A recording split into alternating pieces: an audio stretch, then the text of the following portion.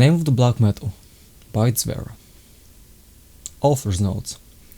In the Name of the Black Metal is a fictional story that I wrote in 2013 for the musical album with the same name, inspired very much by folklore and cultural traditions from around ancient Europe, as well as some uncommon music. The story should take on a magical adventure in a dreamland. The idea of it is to paint a picture in the mind of the reader that I hope I can achieve the effect and make you see what I have seen. English is not my first language, so for all of you native English speakers, please bear with me on this one. The idea of it is not to be perfect English, but to take on a dream. I would also like to thank all my friends for the support and help for all the years. For without them, Dzvera may not have come as far as it has.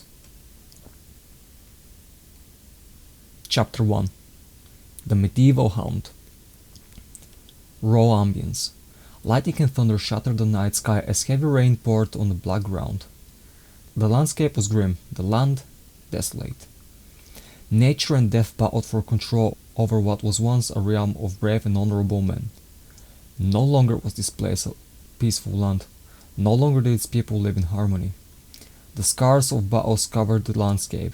The blood of the fallen had stained the ground from which ill crops now grew. There was a man walking in this cruel whirlwind. Dressed in simple clothing that was soaking wet from the rain, he slowly walked down the dirt path, which was all that remained of a wide paved road once connecting many towns and villages throughout the Balkans. A lone traveler he was, soaked and tired, as he had walked all day. He had put a hood on in an attempt to shield his head from the dire weather, as well as lurking eyes, for unfortunately the roads were not as safe as they once were. A patched backpack fell heavy on his back, and his very bones shivered as the water ruthlessly poured upon him. It was very dark, and the landscape had barely changed for hours. The man stopped for a second and let out a sigh. Removing his hood, he looked ahead in an attempt to scout at least some of the area before him, hoping to find some shelter. Anything would do, as long as he was not under the ever so relentlessly pouring water. An abandoned shed or a hollow would be so welcomed right now. As he set his gaze forwards, his heart and spirit lit with hope. He could not have been sure, but he believed he had made out a vague silhouette not far ahead. With this new strength, the man put on the hood again, adjusted his backpack and picked up his pace, longing to reach the salvation from the blizzard. A few minutes later he was nearly there. The silhouette in front of him was now slowly turning into a structure, and he was sitting to make some of its features. It looked like a small temple, but it was severely ruined. He was coming to an end of the fields now. What seemed to start beyond the temple were the vast forts of the Balkan, the old mountain. The ruined temple seemed to be but the last stopping point before one would disappear into the spruce forest which seemed endless. Now he was approaching the structure. He could see some of its details. The few windows it had were shaped identically, but some were ruined and thus were larger than the more preserved ones. A faint glare could be seen from the holes, and smoke appeared from the coming out of what looked like a large crack on the ceiling. Is this fire? Has someone inside started a fire? He hesitated at a thought. Was it right for him to go further? He thought. His thoughts vanished the next moment, when a bright lightning ran through the night sky like a fire-lit chariot that must have been going on some very uneven paved blocks, because the thundering sound that followed it was hideous. The rain appeared to be pouring down now, as well as something as the man had ignored for a while, but was now clearly feeling again. I am going to try my luck, he thought, clearly realizing he could not stay outside. He was now a few steps away when another lightning jumped through the clouds. For a brief moment, its light lightened the plain. The man froze in his steps as his eyes barely caught a figure on the top of the temple. Was there someone out there in the night taking the best of him, driving him into insanity? A moment passed like that. The strong wind blew again, But this time, something very weird happened. The man held his breath and could almost hear a whisper being carried with it. An uncommon tongue he was not familiar with. Another moment passed. All of a sudden, the wooden door burst open. The old rusted hinges carried a shriek through the air. What came out of inside the temple made the fatigue the traveler was experiencing vanish, being replaced by sheer adrenaline. A tall and slender woman now stood on the doorway. The adrenaline rush and the horror only escalated further when the man managed to make out some of her features. Her dressing consisted of a darkened robe and levers, heavily ornamented with symbols and trinkets, made by various materials such as wood and light metals, perhaps even bones. None of these things were even close to anything he had seen before, and he did not like it one bit. "Wandering through unknown territories late at night, are we?" She always spat the words. Her eyes locked cold on him. Grinning mockingly at him, and she stepped forwards and began coming closer. Yet another lightning fired through the sky. Yes, there was another person at the top of the temple, though nothing else was clear. But what worried him more was that he now saw several silhouettes darting around him, like a pack of wolves closing on a mountain ram. "What do you want from me? I'm just passing through. Let me be off and I won't come around again." He tried to sound confident and unnerved, but his voice cracked with desperation. "You seem a little nervous, traveler. Would you like to come inside? It's warm." The disturbing-looking woman had now cut the distance between them. Her grin widened as she came closer to him. The shadows on her side were now darting around too. This was not turning out well for the traveler. He realized that, and without saying anything, turned back and attempted to flee this place. But as he did, he saw the creepiest slender man standing not a meter from him. Was he behind him all this time? He wondered. "Oh, you shouldn't go anywhere in this blizzard, my friend. Come inside." The creepy man smiled and raised his left hand, gesturing at the temple. The man hesitated. Then all of his hopes sank as he heard multiple footsteps behind him and laughter. He realized he won't escape from whatever fate had in store for him tonight. Dark figures surrounded him now, and before he knew it, he was entering the temple, being accompanied from all sides by this group of strange men and women that he was starting to think were occultists. His senses started to fail him. He was going weaker and weaker by the moment, as if they were draining the life force out of him. Everything turned dark. The world turned upside down. And then there was only shadow. Vladimir woke up with a gasp. Realizing he was in his home, he let out a relieving sigh. Why on earth did he have such a mad dream? Was it a dream, or was it something else? Was he losing his mind, or was something actually happening? He was asking himself a lot of questions, but he could not find the answers to neither of them right now. They would have to wait another time, for he had work to do. Without thinking any more about it, he got up and removed the curtains from the room he slept in. After that, he went to urinate and wash his face. Now that he was relieved and refreshed, he put on his worn-out working clothes and headed out to carry out his daily tasks. Chapter 2.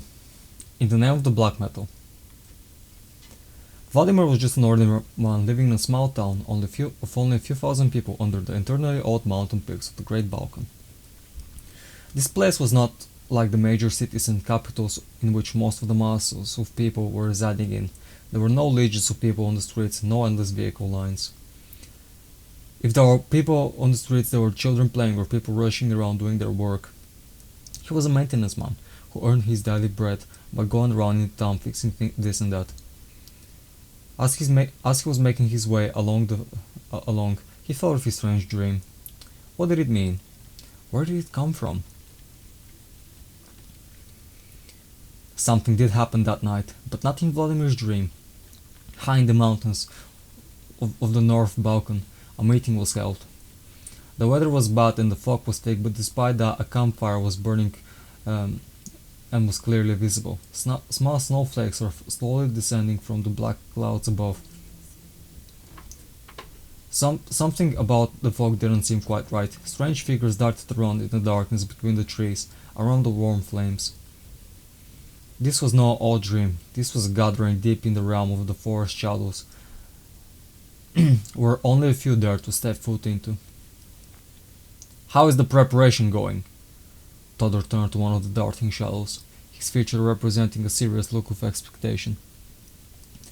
"The tasks are being carried out, and the work is coming along. It should not be much longer now," the shadow replied as it threw towards the man who called.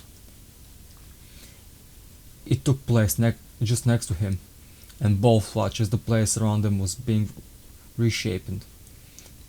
Resources were being gathered: lumber, stone, herbs, and even a couple of stags.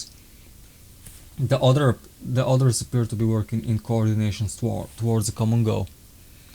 Most people would fail to work under such conditions because they would freeze, suffer from fatigue, and that would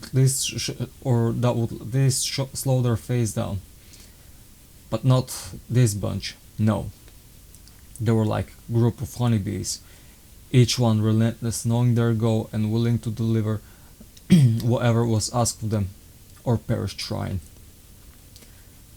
They were only human, after all, though, and, and every now and again each one would take a moment to recover after slumbering upon a tree log in the dark, or to take a breath and rub their hands together so the fingers could get warm. But ultimately, after that one moment, they would continue executing their tasks relentlessly. Todor stood by the burning fire and watched silently. Despite the thick spruce woods that were surrounding all around them for a few kilometers around, the winds were still running past the base of the old trees. They were chilling him to the bone, but he had not moved a centimeter, but rather just focused his gaze.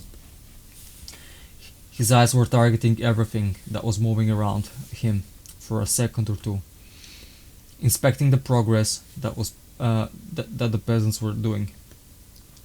They were actually doing this free willingly and were honored by the opportunity. These men and women from all around the local domain, and on the first winter days and nights, they had come in the woods of the high mountains to do their bit and remember the spirits.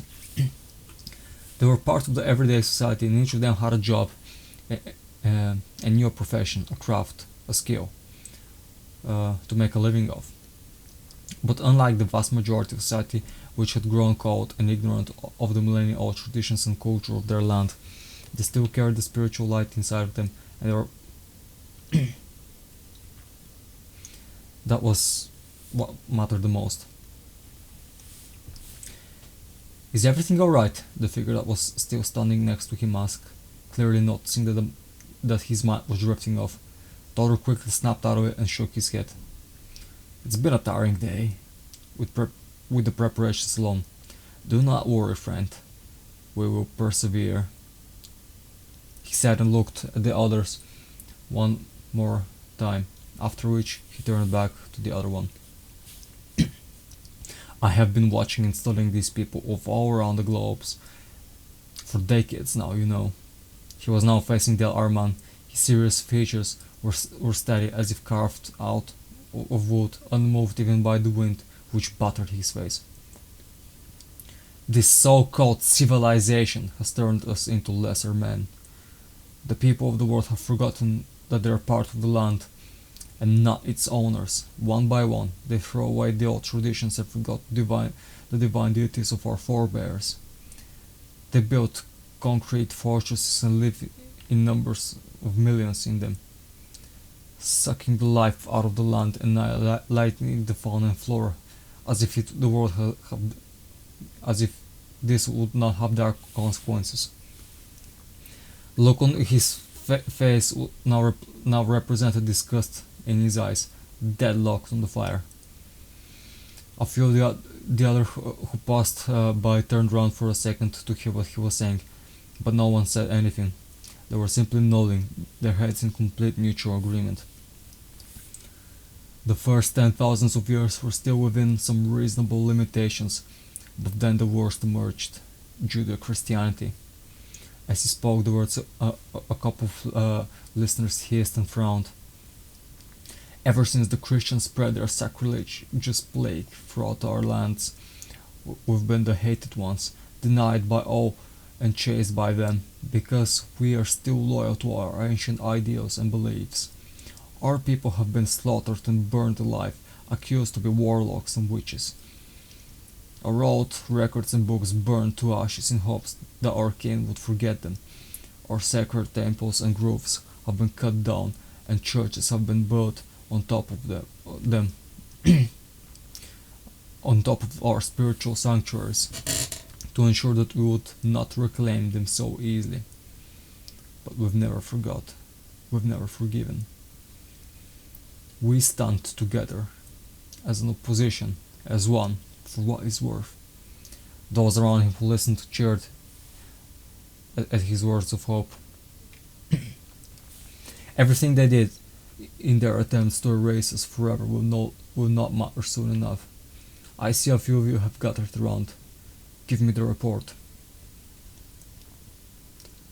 All the wood and rock we would need is piled up over there, a well-built man with a deep voice said, and gestured to the side with his hand.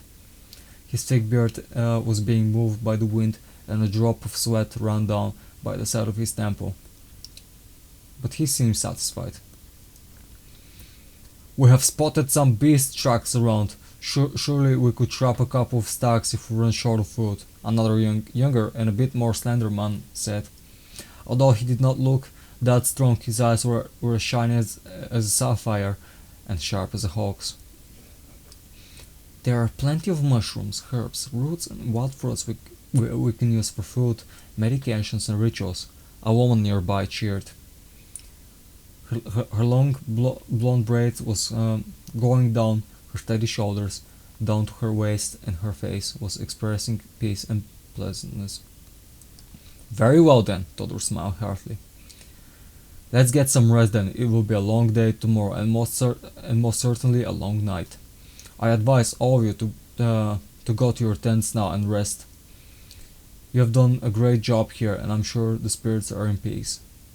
He looked around and smiled at everyone, from which he got a few smiles back, and one by one the few people started going towards the few small tents around the area which they would rest. Todor took one last look around. Everything seemed fair and calm. The thick fog was still around, but the winds had eased up a little, and the tiny shadow flakes were now calmly piling up on another around them. The spirits were in peace. He picked up a couple of logs and threw them into the fire.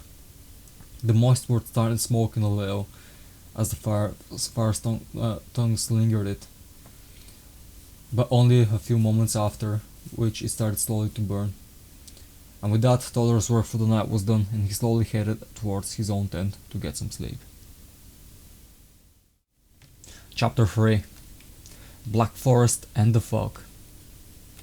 The next morning the weather was calm. A thin layer of snow covered the fallen autumn leaves and the fir cones on the ground. The trappers got up first, lighted down, and swiftly ran into the woods to check up the night traps. The evening before they had babbled about different trapping and hunting techniques, as well as fauna and flora, and anything else in the forest, and then at dusk they had gone into the vast spruce wilderness and had set up their traps for small and large game. They were now coming back, and generally they were smiling and still continuing conversations on topics from the evening before. Got a nice rabbit there, eh, laddie? Baivan smiled and cheered the young man who was holding a fair-sized rabbit up his back legs. Oh yeah, that one's going right on the fire tonight. You've not done so by yourself, commented out Baivan. His eyes glared with joy at the sight of a stag that Baivan was carrying over his shoulder. It will be a great sacrifice to the spirits, Baivan smiled, as they continued their way to the side of the camping where they gathered the goods they spent a couple of days collecting. Very well, friends, Todor said and hailed them warmly. As they were putting down their prey, he strolled around and glared with happiness at the sight of successful trapping. There were few who came back empty-handed, but that risk is part of the game, and everyone knows it. The winds had calmed down now, and the small snowflakes were falling down calmly undisturbed. The fire was burning just as strong as it was the evening and night before. There were always a few women and men stood around it to be warmed while spending time together, and they were keeping it burning strongly and steadily by tossing chopped wood, piece or two in it every now and then. That's how the entire day passed again. The group of pagans rejoiced at the sight and wonders of the vast mountain forest, inhaling its breath, testing its fruits and it had produced, and proved them with and honoring its ancient powers. The night came. The sunset had long passed now, and darkness had spread everywhere. Anyone could hardly see anything a few meters past the camp torches and the big fire around the middle.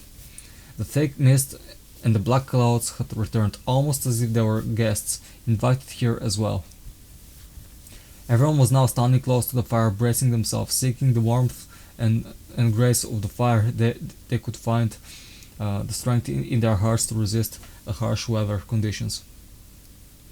It is time, friends, Todor said at last, as he got up from around one of the tents. It's time for us to make the sacrifice to the spirits and ask them for strength and for aid, to empower us and chase away the evil trolls. He said. He turned towards his fellow by Ivan. Are we ready? Yes, we are ready to release it when you say so. We held him down for a while, so most of his energy is gone, Ivan said, and quickly eyed a couple of men near him who nodded confidently.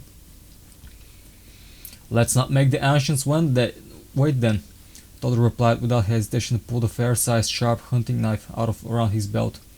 Meanwhile, Ivan and the others disappeared to the shallows towards the northern side of the mountain hills. A couple of minutes passed like that. Todor stood silently, holding his knife in his right hand steadily. Although he was in anticipation, his body and spirit were calm and focused. Suddenly, they started hearing noises from the north side, a squealy sound as well as sounds of strong struggling. A couple of large silhouettes could be made out in the woods now, and not a few moments later, when they came closer enough to the camp torches, everyone could make out the distinctive features of of the large, strong man that was by Ivan. He now held the rope in his hand and appeared to be dragging something. He came about 20 steps away from the camp, and everyone saw and gasped at the mountain board they had tied up and were now bringing forth. It took 3 men to get it there. Ivan had the front rope while 2 others were holding it from each side, guiding its movement forward. They stopped. Ivan moved behind the boar. He got the rope around the boar's neck and pulled it backwards, while cutting it with a knife of its own to release it free. The second the rope was cut off the boar's neck, Ivan stepped back and kicked the back of the boar with all of his strength. In response, the boar went straight into a wild thrust forwards in the direction of Todor, who was now taking the battle stance, his eyes locked on the charging opponent. The boar was running straight towards him, but was rather going to pass near him, which is exactly what Todor wanted. When the wild swan was close, he made sure he would dodge the charge first, and then he leaped right onto it, grabbing its tusk with one hand and piercing its neck with the hunting knife in his right hand. The squeal was incredibly loud and nearly hurt Todor's ears. The boar was now going into insane frenzy, just leaping around in desperate attempt for self-preservation, but blood was pouring out from a deep cut in his throat. After a minute it finally fell down, and Todor was able to let go and get up. He had a cut on one of his arms and was bleeding. The boar's tusk must have cut him, but It was nothing very serious, and he was going to be tended to soon enough. Everyone cheered at him. He had brought down a wild beast in one of the most honorable ways there was. Now Ivan and a few other men moved the boar as well, as their own prey, towards the big fire. Everyone knelt. "Spirits of the forest, thank you for giving us strength to hunt. We ask your blessing and beg for you to chase away the troll." Toller's voice was confident but respectful. After he said that, he bowed his head mumbled something rather quietly. Those who were close to him thought they had made out a couple of words in Latin, but some of them knew Latin and the rest was not familiar. It must have been another dead language or something made up. Everyone stood silent in anticipation for a magnificent manifest of the deities. A minute or two passed like that, but apart from the fog thickening, there was no change. He decided to continue. Persistence and devotion were the key here. "We offer you those beads in a way of proving that we are still worthy. We still practice the old crafts and have not thrown away the knowledge of old. I am sure the spirits and the animals would naturally return back to the Hminja. I just honorably killed one of poor spirits alone," he continued. Everyone was still looking now, hoping for any manifestations of the spirits. All of a sudden, a strong wind blew, and hail balls as big eggs started to fall down. Everybody immediately started looking for shelter, only by then realizing the fog had thickened more and they could barely find their tents. By that point, many were injured. Some found their tents, but they were too damaged and could not hold against the strong winds and hail. So that was the spirit's response: a denial. The elements were crushing them down, and there was little, if anything, that any of them could do about it. As the people were looking around, they could see the forests and everything around it coming alive. A new energy and twisted powers were now darting around the century-old trees, around their thick old roots, some of which came above the ground. Anyone who tried to run away into the forest was immediately being trapped by muddy soil and couldn't run. It's like those sacred groves were not satisfied with the offering alone. They wanted more, much more. The people were now gathering to be guarding spiritual light and sanctuary from the spirits tonight. Only darkness awaited them. Intentionally or unintentionally, they appeared to have angered the ancient powers. The dark, foggy forest was consuming them all. Chapter 4. The Northern Lands of Frost. It was early December now, and thick snow had fallen everywhere around. The winter solstice wasn't far now, and Vladimir could feel it as he walked the streets, wearing a thick coat, camouflage thermal wear, big boots, gloves, and ushanka to keep him warm in the winter. Ever since he had the first unsettling nightmare not long ago in late November, he had noticed that the weather and nature were quite unsettled.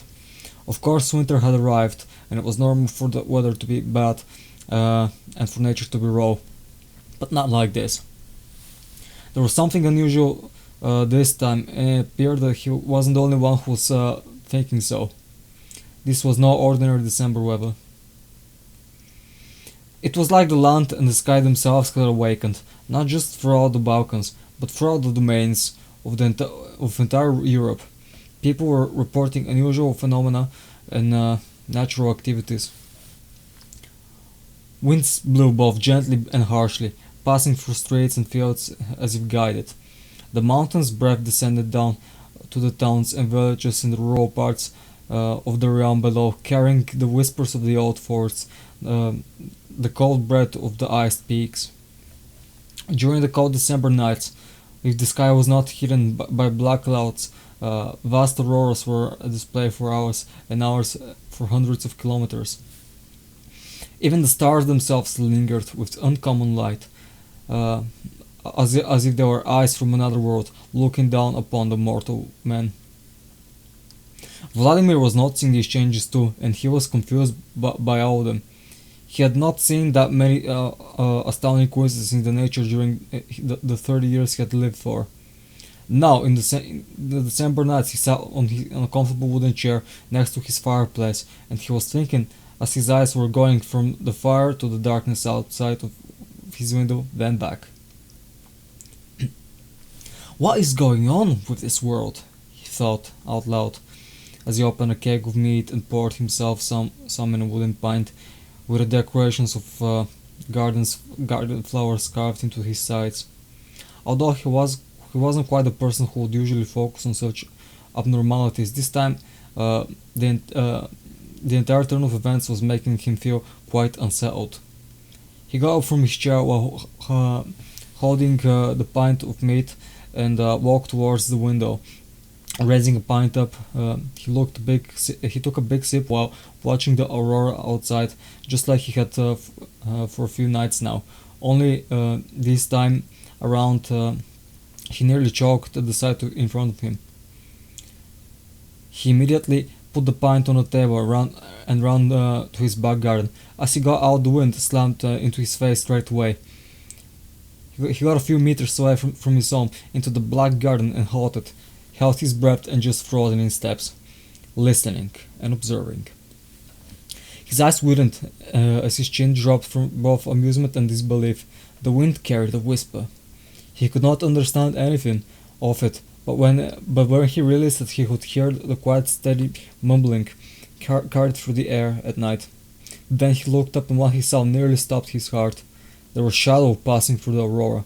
Not just any shadows, though. These were spirits flying on their lighting up sky path.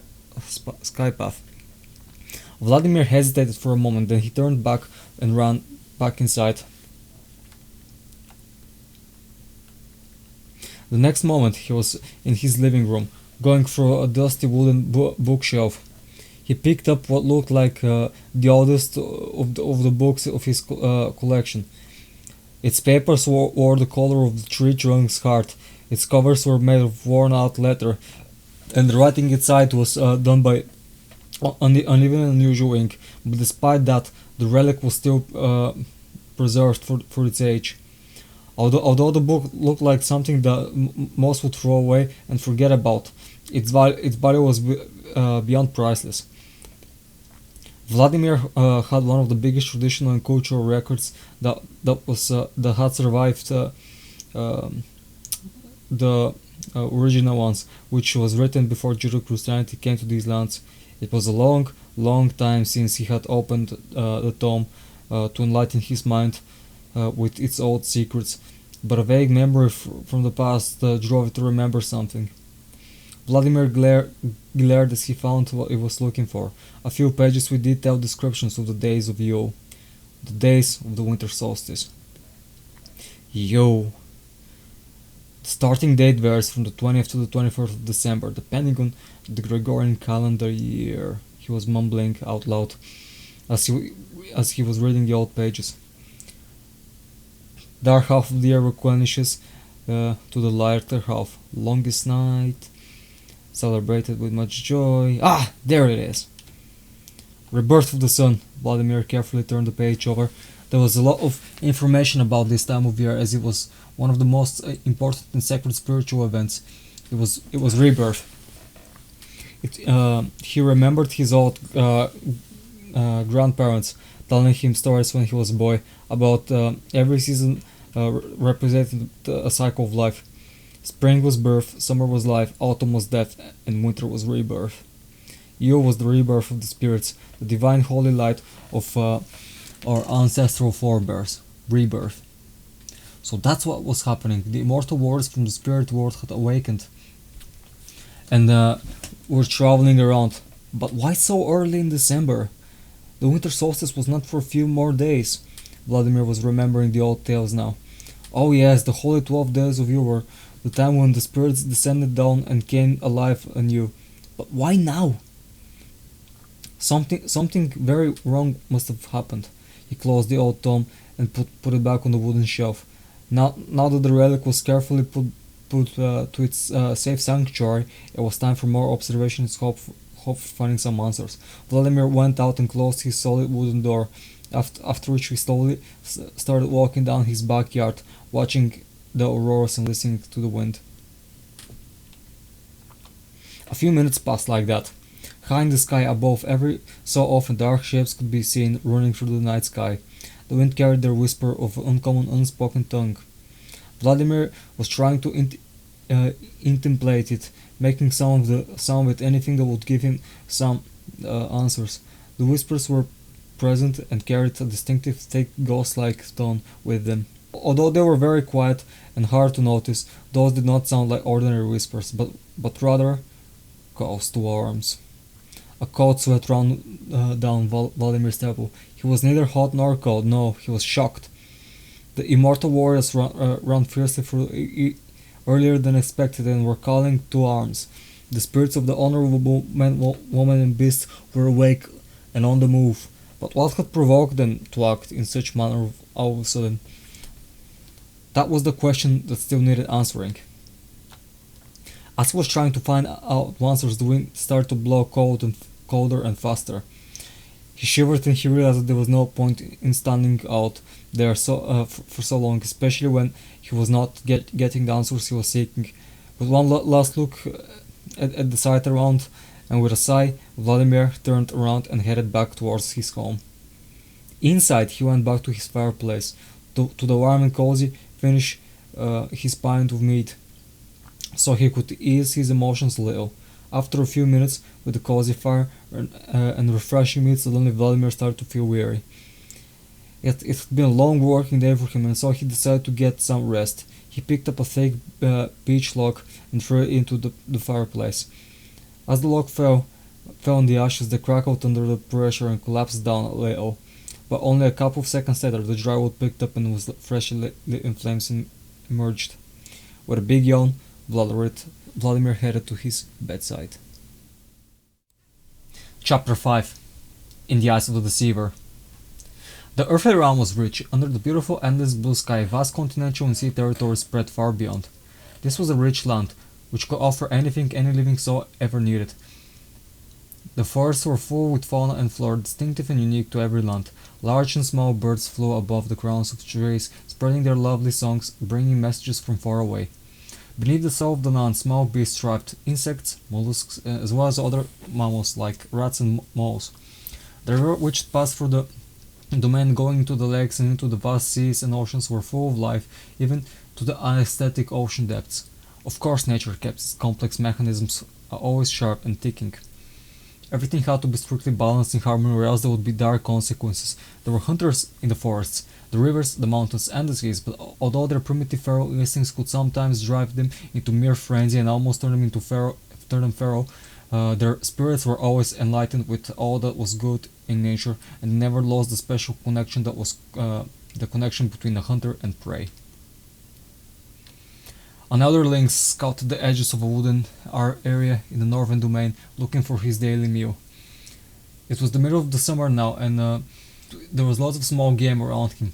Around this time, rabbits would often go out into the open green fields, not far from the forest, looking for still freshly green vegetables for their cubs. And inside the vast woods there were badgers, layers of another badger could have well lasted the lynx a good couple of days. Crawling low and sniffing the air while its ears were turning around, ready to detect any movement, the lynx moved around with silent swiftness. While looking for tracks left by recently passed beasts, the lynx halted. He now raised his head higher and looked around, his ears sharpened. His hunter's senses were detecting a potential threat, and from tracking and stalking prey, he switched into defensive stance, as if he was the one that was being tracked and stalked. A few moments quietly passed like that, and then all of a sudden the ground below the lynx's palms shook a little. Then it shook a second time, and a third, and again and again. There was no way the lynx could have known that, but this was not an earthquake. The shakes were like echoes every few seconds. It was not just an earth shock. No, this was not an earthquake. No, those shakes were battle formations. They now became more frequent, and cries of beings could be heard in the open green area not far from where the lynx was. Realizing he was in danger, the hunter quickly leaped into and ran into the safety of the woods. Not 2 minutes later, he had reached them, and now he lay in the roots of the trees, silently observing the field areas. A terrible scenery was unveiling on the green fields. Countless creatures ran forwards, armored and bloodthirsty, as if all fighters of the earth had gathered at one point. They had distinctive marks on their armors and shields, crosses. A few of them walked in the front line, being and were shouting, "Keep the line, brothers, in the name of Jehovah! We will purify this land of savages. By God, I swear it! Do not hesitate to put these crazed humanoids down in the name of our Father. They are dirty looters and rapists, and they are refusing to accept us our Savior. For that, they should be purged." An elderly-looking man shouted, and 1,000 cries went up immediately, the ground quaking with them. The march forwards continued. The lynx was frightened now. His own den, cubs, and hunting grounds were a danger, but he had not fled back into the woods just yet. He had to observe. All of a sudden, a thunderous sound spread out, and the invaders froze in their steps. Although they halted, most were grinning because they had stumbled upon who they were looking for. "Brace yourself, noble guardians of the ancients! The Christian scum marches forward, threatening our lands. We make our stand here to protect the spirits, our lands, and our villages. From the dark shadows that is coming towards the southeast, a great foe stands in front of us. But steel your hearts and remember, the greater challenge, the more honor we'll get. If we fall today, we're going to drink our brothers in the great halls and chambers where the ravens fly above and the great wolves stand in the throne room."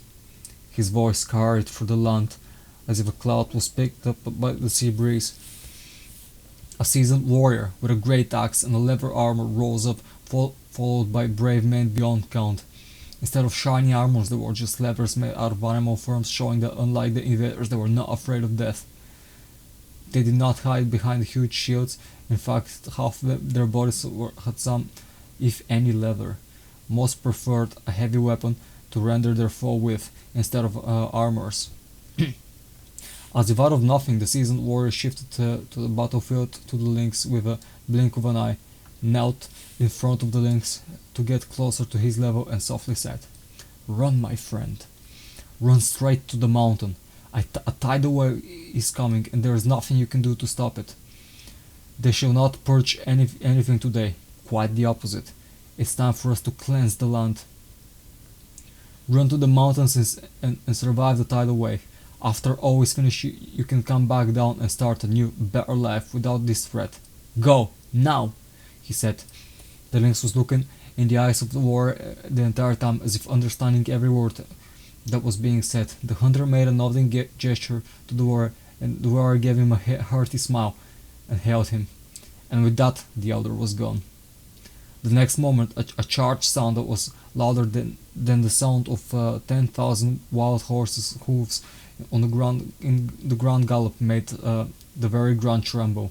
On the vast green fields now, thousands and thousands of men were now charging to one another from both sides. The clash was hideous. Not a minute later, they had reached one another, and the carnage had begun. "By the power of God, you feral beast shall tremble before our crusade!" the elder Christian crusader shouted at the sight of his equal in the ground warrior. "Every one of us shall gladly die with honor here, before we let the black plague that is your religion contaminate our lands. Hail the spirits, you will die," was the answer of the seasoned warrior, who narrowed his eyes and charged the greater crusader. The battle raged on and on. It wasn't long before the soul of battleground could hardly be seen because there were bodies of fallen warriors everywhere, but more and more came from the horizon, from the forest. The two armies appeared to be countless, neither one giving up. The lynx had seen enough, and now it was time for him to take the sound advice of the seasoned warrior, fellow hunter, and survive. So him and his kin could, as well as everyone else, could come back to their lands when the cleansing had passed. Without further hesitation, the swift beast turned backwards and leaped. While he was running, he heard large cracking sounds and a scream of one of his sides, and then the next moment everything started to spin upside down, as if reality was breaking down. Chapter 6. Black Death. Vladimir fell on the floor as something hit into his skull. This wasn't the most pleasant way to wake up, especially after an evening of watching and wondering about spirits and another wild dream. He jumped back up from the floor, head pounding with adrenaline. Another shake followed, and he thought the roof was going to collapse on his head. Realizing he couldn't stay there, he rushed towards his wardrobe and picked up his hiking clothes and first aid pack. After he had retrieved them, he went towards his front door, opened it, and got out on the street. The landscape was beyond sickening. There were people everywhere running in fear while everything around them was being destroyed by elements and spirits. The immortal warriors passed through with whirlwind chariots and barely spared anyone. Not only they destroyed everything that had been built around, but they also took lives.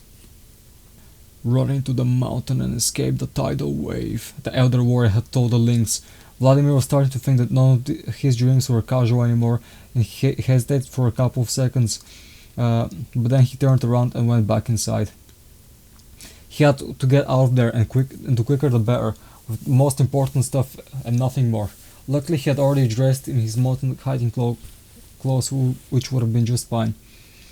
Now he went to his cellar and picked up a hiking bag. Then he put the first aid kit inside, as well as some handy tools. His small compact fishing rod, a hunting knife, a petrol lighter, a loaf of bread, and a flask of clean water. As he rushed around the house, quickly checking everything, he saw the old relic resting on the wooden shelf. A warm feeling inside him suddenly emerged, and he quickly grabbed it and stuffed it in the bag, because his instincts were encouraging him to do so. That was all he would carry. Emergency packing was done. Now it was time to do what he had to do, to run into the mountain. Luckily for him, he was living on the outskirts of the town, and the balcony wasn't far away. He could get there by dawn, walking, if he survived. He couldn't really think and tried to come up with a better idea, so he decided to just trust his instincts and the advice he was given in his suspicious dream. It was time to make a run for it, or be trapped in the ruin forever. Just as he headed back outside, something slammed into his house and ruined part of one of the walls. Vladimir took a deep breath and got on the street. The chaos continued. Around the town was pretty small. The level of destruction, desolation, and despair was beyond anything he had ever seen before. A young man was across the street from him. He had recognized him because Vladimir had gone to fix his old flat a month ago. The youngster screamed for help, but before he knew it, the building next to him crumbled, and that was the last of him. Vladimir was terrified, but he knew he had to find the quickest way out of town and escape into the fields, then make his way to the mountain. He took a moment to check if his hiking bag was properly strapped to him, and after letting out a sigh, he switched to a sprint up the street, which was now destroyed by the destruction derby that was taking place everywhere around. The asphalt had cracked, the sideways were torn to small stones, and if the buildings around had not already collapsed, they were severely damaged and not far from it. As he was running for his life, Vladimir looked up at the dead carcass, which were pretty much every street. Men, women, children, all of them innocent.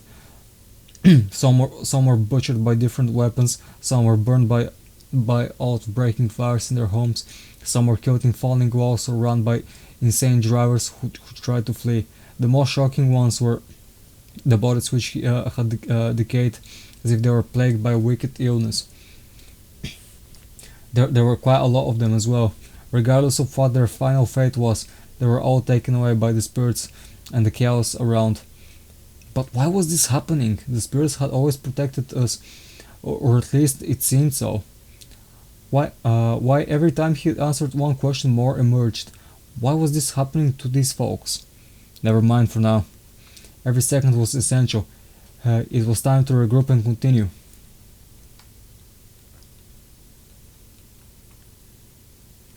It was noon now, and he had left the town. The farming fields around did look a little better, as there was less people around and constructions there, but the desolation has spread there as well. For the small farms, tractors and field tools, as well as their owners, were no longer there or in pieces.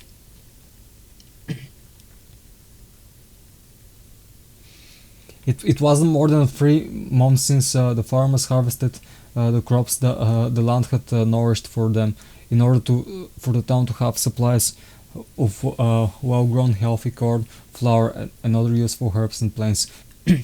Now the soil had run red and black with human blood and fuels.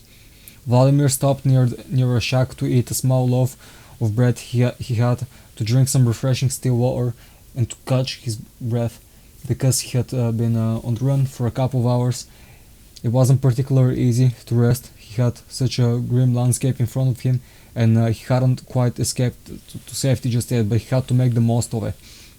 Finishing his small meal and drink, he brushed away the sweat of his forehead, sighed, and continued his way towards the balcony. Another couple of hours passed, and the hiker on the run for his life was now in the foot of the balcony. Although the terrain was becoming challenging, it was only taking him a few minutes to pass every hill. The challenge grew with each one, as naturally they started to rise higher and become steeper and rockier. The tree lines around him started to thicken as well. An hour or two later he reached the higher grounds on the mountain. The hills here were starting to go white, because the higher parts of the mountain, thick snow had fallen, but that didn't slow him down too much. At one point he stopped, turning back, and the landscape of the lower fields and small villages here and there had become a desolate grey area with smoking ruins. Vladimir's heart sank. His eyes waited at the sight of destruction. The wind was little stronger higher up, and he could almost hear the screams of the thousands and thousands that had periled. It was not just his local town.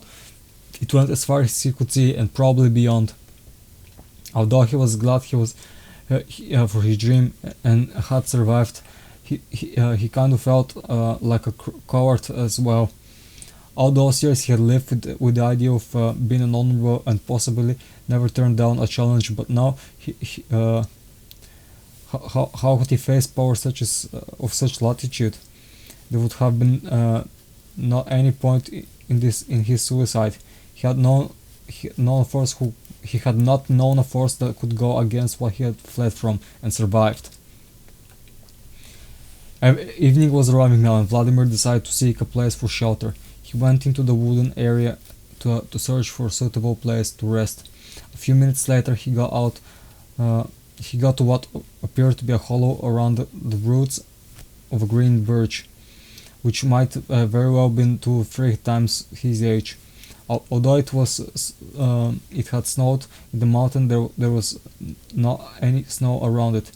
The tree had protected it from falling on it, and the place was protected from the wind and full of soft autumn leaves, which would have made a very fine bed. Great. That would be just fine, Vladimir thought. He felt more tired than ever, and without double thinking, he snuggled inside and rested.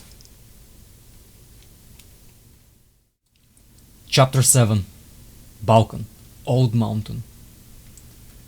The next morning was surprisingly calm. More snow had fallen for the night, and the spruce mountain forest was covered in the white little crystals which reflected the vague few beams of sunlight which managed to pass through the black clouds and smoke which had covered the most of the sky.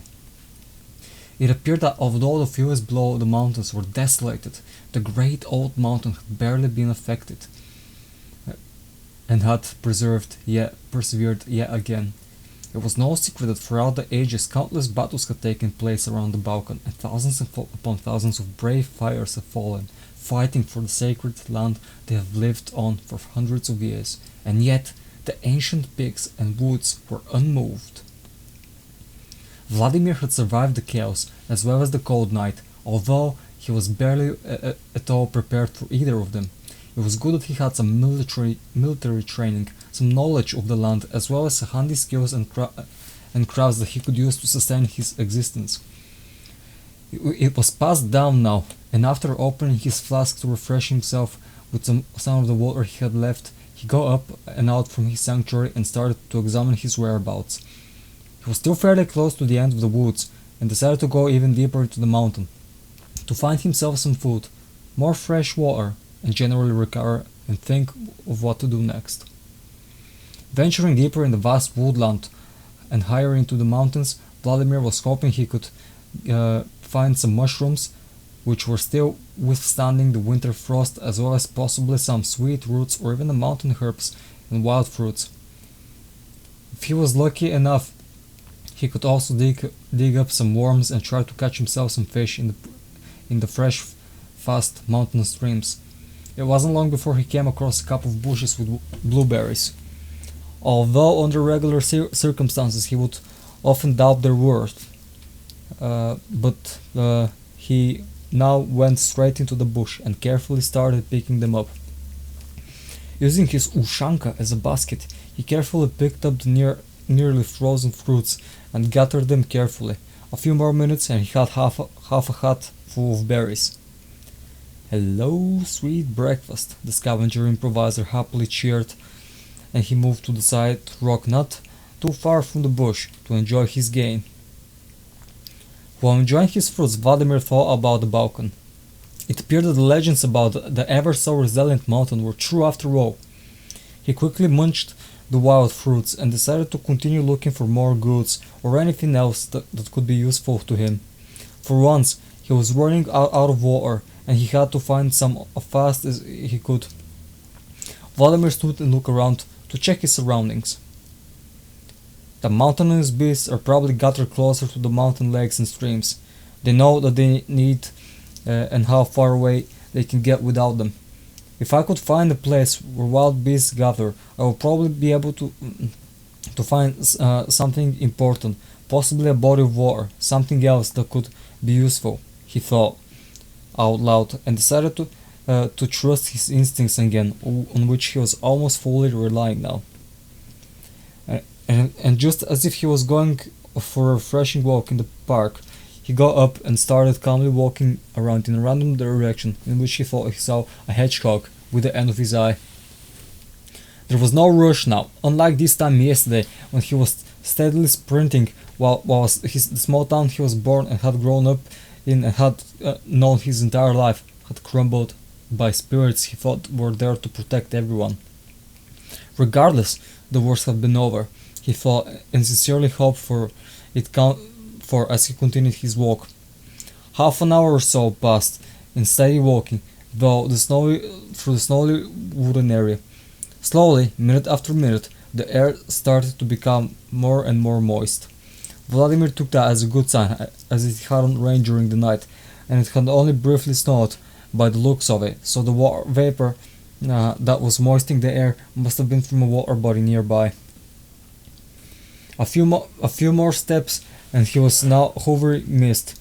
With a smirk on his face, the scavenger continued his steady walk forwards on the side of the mountain hills. And there it was. After a few more steps, a mountain stream appeared, making a distinctively wide cut in the forest.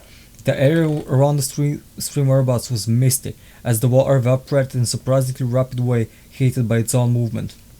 Without hesitation, Vladimir reached for his bag and got out his flask of water. He drank the last couple of sips from it and headed towards the stream to refill. Now he had found the location of one of the most vital resources he would have needed to maintain his existence and survive, at least until he could go back down to the fields.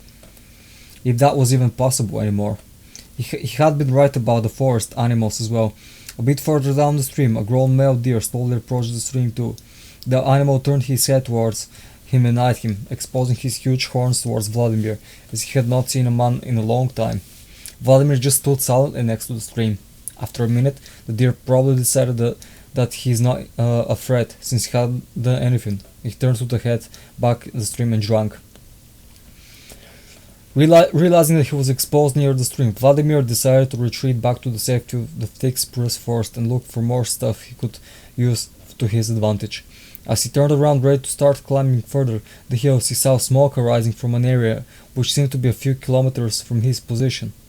Considering the weather conditions and the snow, there was no accident forest fire, but rather a controlled fire.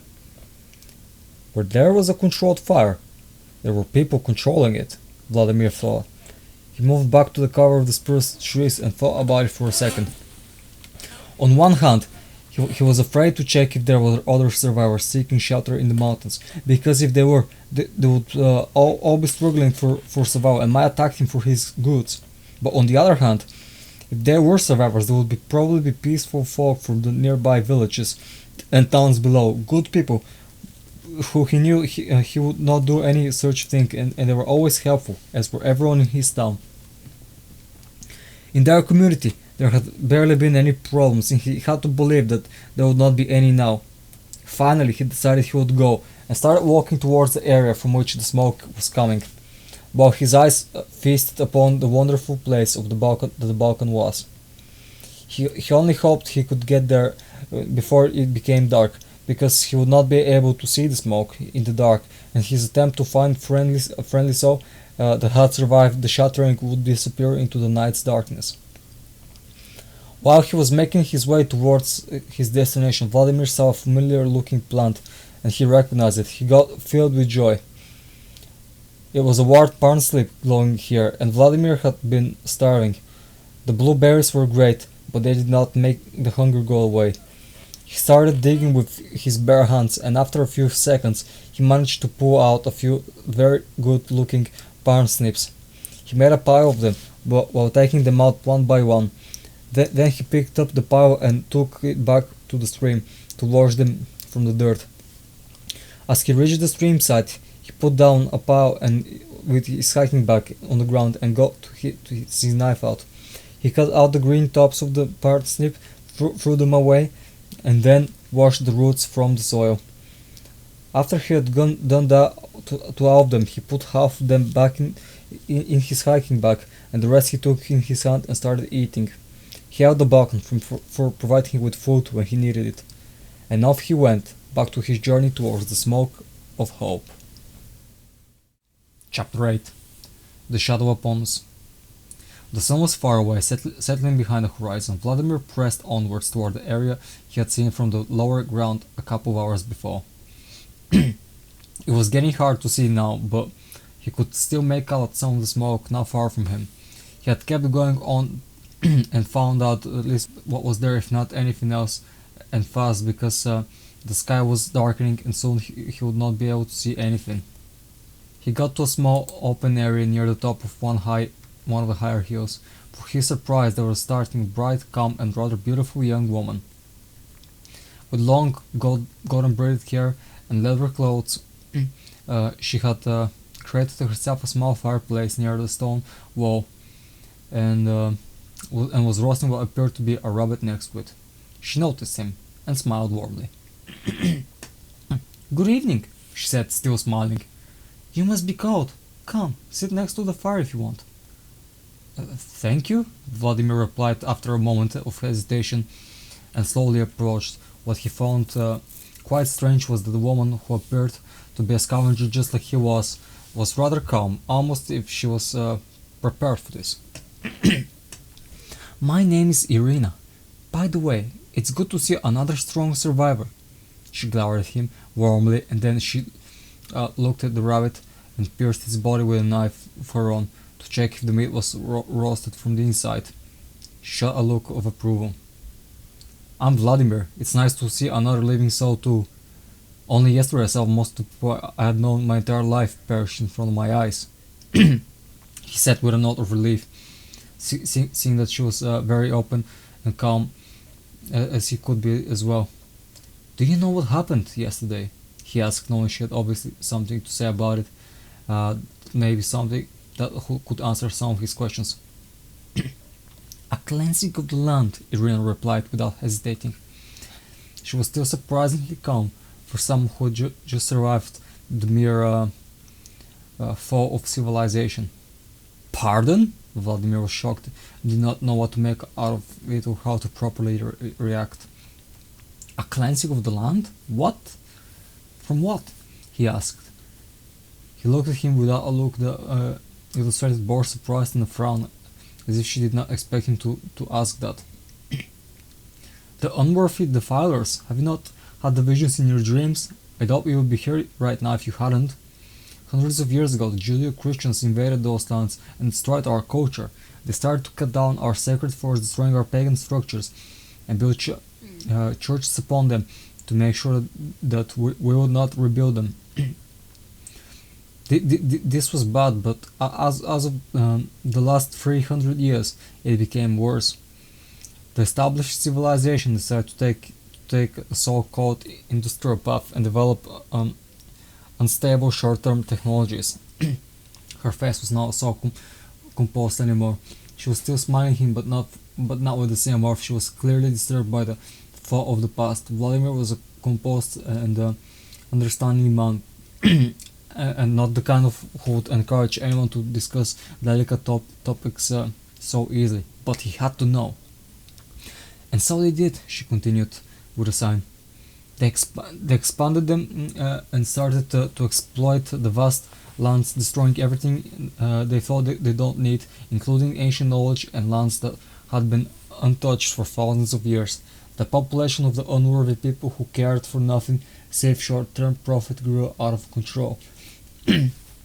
Their unbreakable laws and shaky balance in nature, which are not to be toyed with, but they did without any disregard. They thought they would not account for what they have done, and they owned everything, but they were wrong. They denounced all the spirits and deities. Some would still remember them and prove they care and pretended they care about them on special days for celebrations because they had remembered the dates and what they meant, but they did not mean it. You cannot honor a deity for a couple of days and then forget them for a year. That brings great shame and dishonor on a man. It's not how it works. Irina looked at him with more relief. So that's what happened. The deities watched all of the terrible atrocities throughout the centuries and decided they had had enough of it. But why are we still here? That was the other big question that Vladimir still hadn't found an answer to.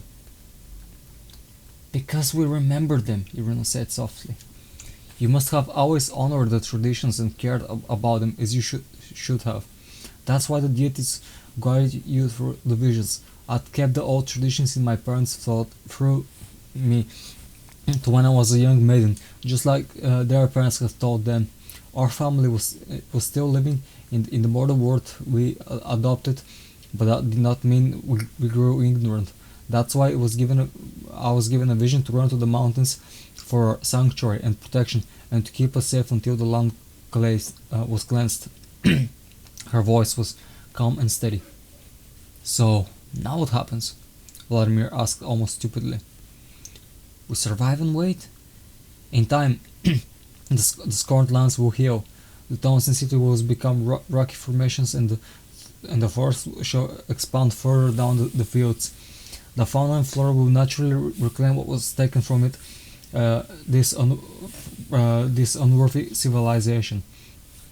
It is up to us to survive and build our pagan community and continue forth, honoring our cultures and spirits. I'm sure we're not the only ones who made it. Somewhere in the mountain below there are more like us. She now looked at the cooked rabbit of the fire and placed it on the rock next to it. She cut a few pieces off and offered half of them to Vladimir, who bowed his head in gratitude and accepted them. Although the spirits slay those who are merciless and seek to destroy us and our culture, they shall always protect us. Look at the shadow above us. This is the dark shadow of Judeo-Christianity that had darkened our spiritual light for so long. Yesterday it was lifted from the ground, but very soon it shall be lifted forever. You is coming, and the cycle of rebirth shall begin once more. Together we shall make it. Now let us eat in peace, said Irina, gesturing to the food. Vladimir sat next to her. They finished their meal in silence. After that, Vladimir was the one offering some refreshing water, and Irina gladly accepted it. It was evening now, and everything was dark. "We should get some rest," she said after a while. "Come with me. There is a small tunnel just a bit further down from here. It's a little rough, but we won't be snowed on. There is enough space for both of us." "You're very kind to offer me shelter, Irina. Thank you." Vladimir bowed with appreciation and followed her. She got up and went to the side of the rock.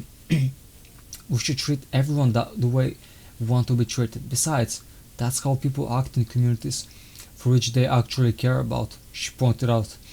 As they got to the den, it was surprisingly big as well as dry, soft, and soft from inside. There were more of those autumn leaves that had made Vladimir almost feel at home the night before.